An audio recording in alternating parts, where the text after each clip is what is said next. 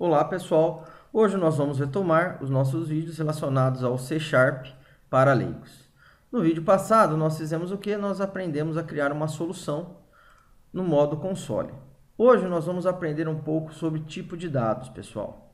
Então, tudo que nós vamos implementar em um programa, pessoal, nós vamos utilizar dados. Como assim? Até esta mensagem que nós exibimos na tela aqui por meio do comando writeLine, nós utilizamos um dado, um texto, que depois nós vamos ver que nós dizemos que esse texto aqui é uma constante literal, é um dado. Então, se eu vou criar um programa, por exemplo, um programa que exiba a tabuada de um número.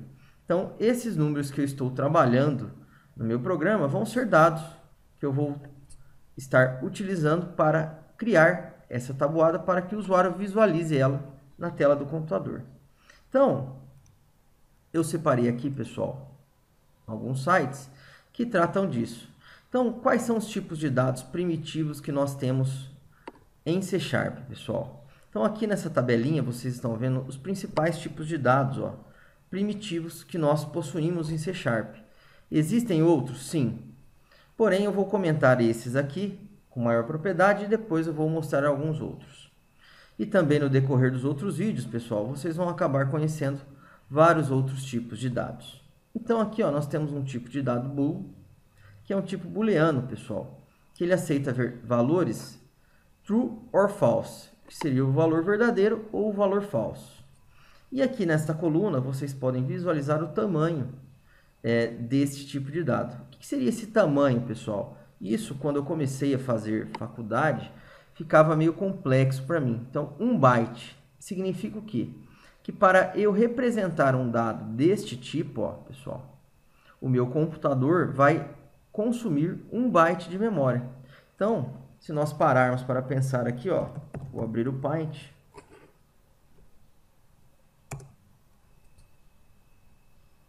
Só para ilustrar melhor. 1 byte, pessoal, é a mesma coisa que 8 bits. Então, a menor unidade binária aqui na programação é o bit, que quer dizer, eu posso representar no meu computador ou o número 1 ou o número 0. Então, isso aqui é um bit.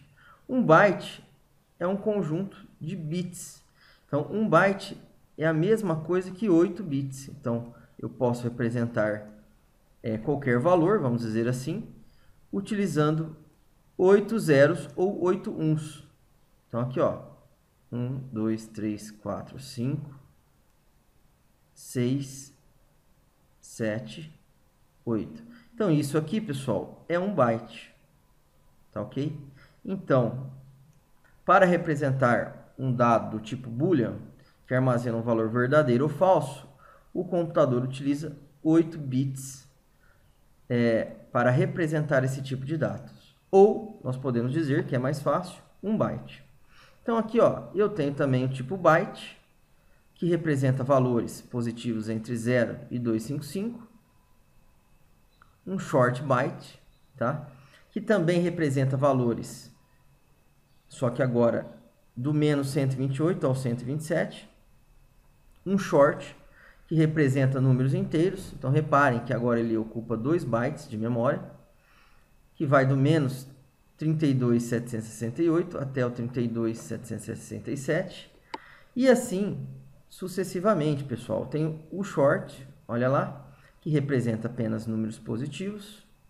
Tem o número inteiro convencional, que ocupa 8 bytes, que vai desde uma faixa negativa dos números inteiros até uma faixa positiva. Tá? Aí aqui vocês vão verificando, pessoal, o que muda dos números inteiros. Então, eu tenho o int, o long seria a faixa de valores do número inteiro que ele representa. Olha lá. Já o float, o double e o decimal, pessoal, representam números decimais. Como que eu posso dizer? Números que possuem vírgula. Como, por exemplo, 10,5, 4, 3,75. Então, aqui também o que muda é a quantidade de valores que podem ser representados. Como quantidade? A faixa de valores que os mesmos conseguem representar. E temos também o caractere, ó, que representa letras. Então, a letra A, a letra C, a letra O, a letra C cedilha e assim sucessivamente. Além desses tipos, pessoal, se nós olharmos aqui, ó, eu tenho vários outros tipos de dados que representam outras informações, outros dados. Então, aqui, por exemplo, o que nós vamos utilizar muito é o tipo string, que representa o quê?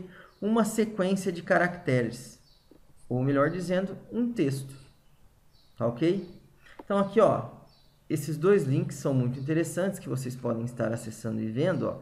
Então, copiem aí por meio do navegador de vocês e deem uma olhada nesses dois links que fala bastante sobre o tipo de dados, tá ok? Então, vamos voltar aqui no nosso programinha. Então, pessoal, o que é uma constante? Se vocês olharem no início do nosso vídeo, estava escrito tipo de dados, né?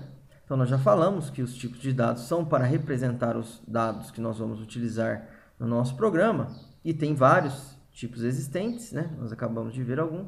E também tinha um textinho chamado constante. Então, o que seria essa constante, pessoal?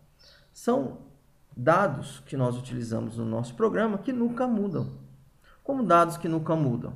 Por exemplo, esse texto é uma constante literal e eu posso dizer que ela é do tipo string. Então, ela é uma string, é um dado do tipo string, ó. Então, é um texto que eu estou utilizando no meu programa.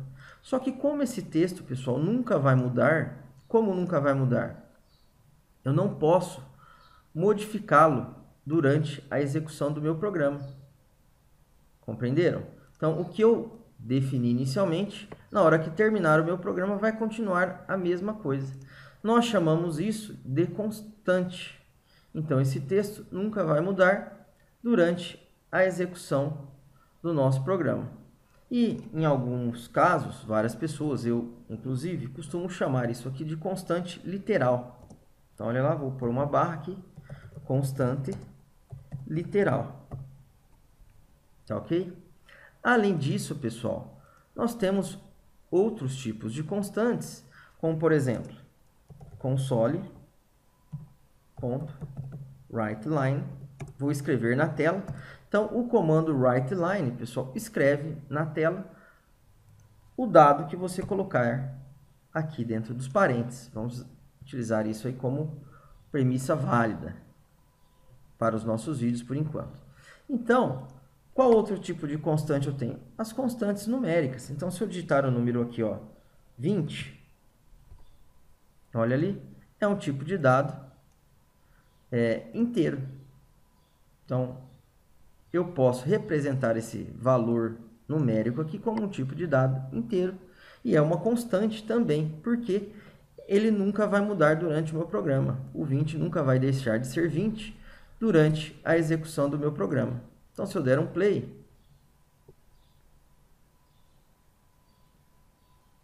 olha o número 20 aparecendo na tela do computador, porque eu mandei exibir o valor que está entre os parênteses. Então, ó, só para testarmos, console.writeLine true. Reparem que ele vai exibir também o true, ó.